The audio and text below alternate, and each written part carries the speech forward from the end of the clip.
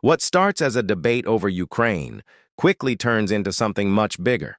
Because once the conversation shifts to free speech, Carla Sands is hit with a question that puts the Trump camp on the defensive. Before we dive into the full story, comment where you are watching from, and don't forget to like and subscribe so you don't miss the next one.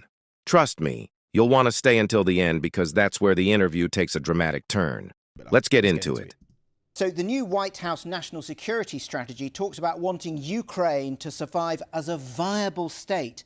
But is being asked to give up territory that Ukraine holds to Russia compatible with being a viable state? I mean, do you think Donald Trump would regard himself as the leader of a viable state if he was asked to give up parts of Texas to Mexico? But you're actually conflating two things, and this is irrelevant. The fact is that Ukraine has no pathway to win this war. President Trump and his team are attempting to, I believe, de-escalate this war and get this process on a good glide path to find first a ceasefire and then an end to the hostilities. He wants to make sure that Ukraine, and you can read that right in the national security strategy. It's not a long read. It's available publicly. It's a public document. So we can see that President Trump wants Ukraine to remain a sovereign nation, as he hopes the rest of Europe and the UK will remain sovereign nations. At America First Policy Institute, we look at the America First agenda and we say, let's have our allies have a nation first agenda, secure borders, controlled immigration, protection of the rule of law, affordable and abundant energy, protection of your beautiful culture, freedom of speech, if that's part of your constitution, the fact that every nation should put their citizens first, a credible defense, make sure that you can be a viable country and secure. We need that in every one of our allies. Now, a big theme for Donald Trump is free speech. And in this new White House document, it accuses Europe of censorship of free speech and suppression of political opposition.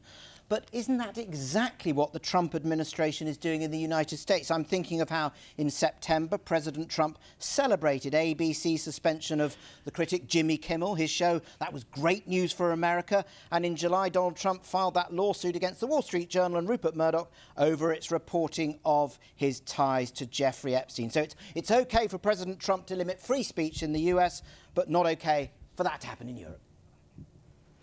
Not at all. So free speech is the foundation of our shared, I would say especially UK and US, our shared values.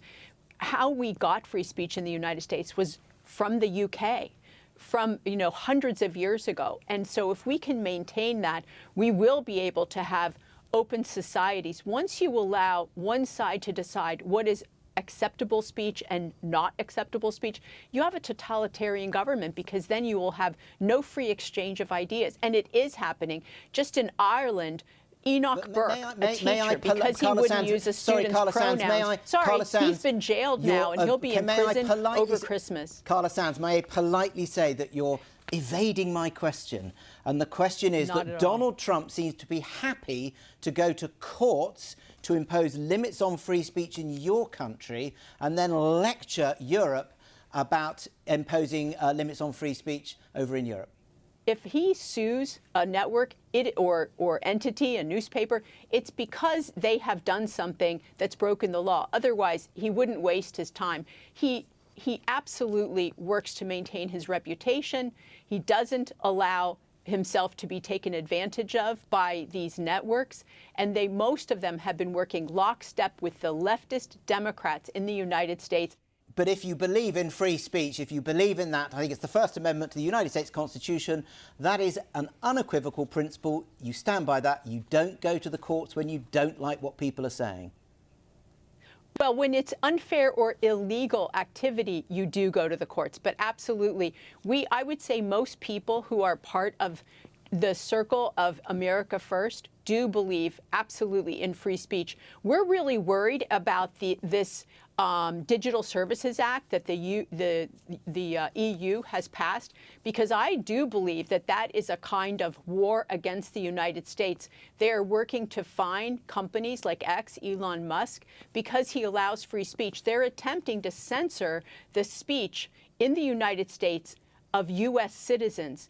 That is blatantly not okay. And it is, I believe, it's a gray zone act of war and must end. Carla Sands, thank you for talking. Now that we've watched the clip, here's what stood out to me. The biggest issue isn't even the debate itself. It's the apparent contradiction. You can't spend years presenting yourself as the world's biggest defender of free speech and then appear uncomfortable when that same principle is applied to criticism directed at you. Throughout this interview, Carla Sands repeatedly defended the administration's position, but when the conversation shifted to Trump's own record on free speech, the answers became far less convincing. Instead of directly addressing the criticism, it felt like the discussion kept moving away from the central question. That's why this exchange was so revealing. It's one thing to criticize other countries for how they handle speech. It's another to face questions about whether your own side consistently follows the same standard. Supporters will argue that legal action is appropriate when they believe laws have been broken. Critics will argue that repeatedly celebrating lawsuits, calling for consequences against opponents, or targeting critics sends a very different message. That's the debate, and it's one that isn't going away anytime soon. For me, if free speech is a principle, it has to apply even when the speech is uncomfortable or directed at people in power. Otherwise, it starts looking less like a principle and more like a political talking point. But that's just my view. What do you think? Did the interviewer expose a genuine contradiction, or do you think Carla Sands successfully defended the Trump administration? Let me know in the comments.